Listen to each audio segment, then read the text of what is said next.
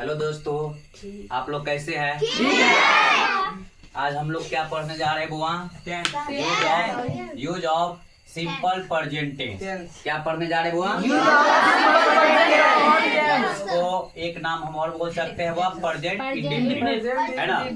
क्योंकि हम लोग इससे पहले क्लास में बुआ क्या पढ़ लिए थे? टेंस पढ़ चुके थे, है ना? यानी टेंस का इंट्रोडक्शन हम लोग क्या किए थे बुआ? पढ़ चुके थे, है ना? हम लोग पढ़ चुके हैं। हाँ। क्योंकि टेंस में हम लोग जो इंट्रोडक्शन पढ़े थे उस समय क्या पढ़े थे बुआ कि, है ना, टेंस क्या होता है।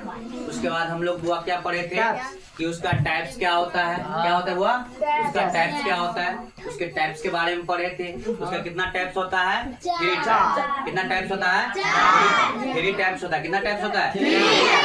पहला टाइप्स का क्या नाम होता है ना? Present tense. दूसरा क्या नाम होता है बुआ? Past tense. तीसरा का फ्यूचर टेंस, है ना? आज हम लोग जो पढ़ने के लिए जा रहे हैं बुआ, जो प्रेजेंट टेंस है ना, उसका जो फर्स्ट टाइप है उसका क्या नाम है बुआ? है ना, simple present tense. Simple present tense हम उसका यूज पढ़ने के लिए जा रहे हैं, जिसको हम लोग, है ना, इंग्लिश में पहले पढ़ लेते हैं use of simple present tense, या उसी को हम लोग बोल सकते हैं बुआ प्रेजेंट इंडेफिनिट। क्या बोलते हैं बुआ? Present indefinite. उसको हम लोग हिंदी में क्या बोलते हैं बुआ? सामान्य वर्तमान काल का प्रयोग। इसका प्रयोग? सामान्य वर्तमान काल का प्रयोग।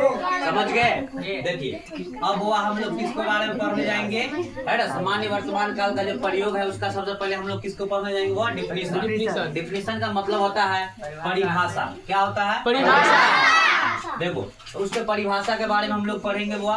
वैसा क्रियाओं का संपादन, कैसा क्रियाओं का संपादन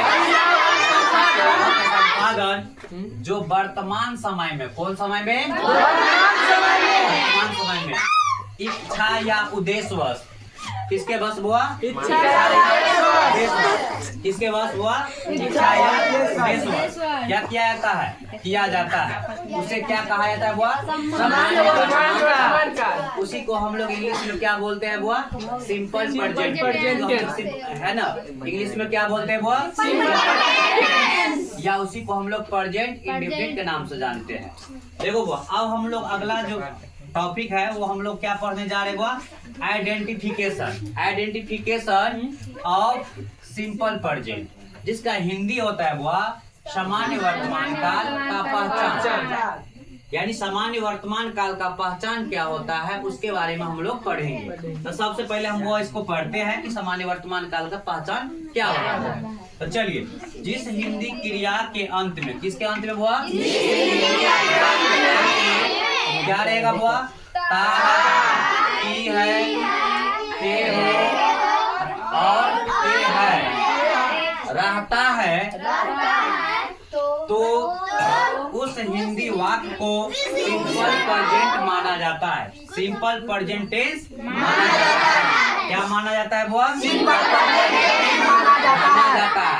कब माना जाता है? जब किसी हिंदी, है ना, हिंदी क्रिया के अंत में ता है, ती है, ते हो और ते है रहता है, तो उस हिंदी वाक्य को सिंपल प्रेजेंट टेंस माना जाता है।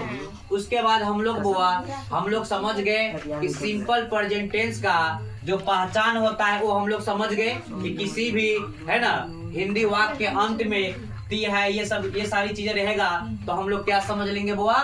ये सिंपल प्रेजेंट टेंस का क्या है ना, सेंटेंस है। क्या है? सेंटेंस है। अब हम लोग बुआ पढ़ने जा रहे हैं according to sentence word structure. इसका मतलब ये हुआ कि अकॉर्डिंग टू सेंटेंस का मतलब होता है सेंटेंस के अकॉर्डिंग हम लोग क्या पढ़ेंगे बुआ? Word structure. वर्ड स्ट्रक्चर का मतलब होता है जो सिंपल प्रेजेंट टेंस का जो सेंटेंस होता है उसको हम लोग ट्रांसलेट करेंगे तो उसके लिए वर्ड स्ट्रक्चर क्या होता है। तो सेंटेंस वाइज हम लोग पढ़ेंगे बुआ। तो हम लोग जानते हैं सेंटेंस कितने टाइप्स का होता है? 5 टाइप्स। कितने टाइप्स का होता है? तो सबसे पहले हम लोग बुआ, है ना, अफर्मेटिव सेंटेंस में जानेंगे कि उसका वर्ड स्ट्रक्चर क्या होता है। यानी कहने का मतलब ये हुआ जब इसका हिंदी सेंटेंस रहेगा और उसको हम इंग्लिश में ट्रांसलेट करेंगे तो उसको ट्रांसलेट करने के लिए उसका वर्ड स्ट्रक्चर क्या होता है। किसका? अफर्मेटिव सेंटेंस का। तो वो पढ़ेंगे हम लोग क्या होता है? सब्जेक्ट, प्लस V1 या V5 प्लस ऑब्जेक्ट क्या होता है बुआ?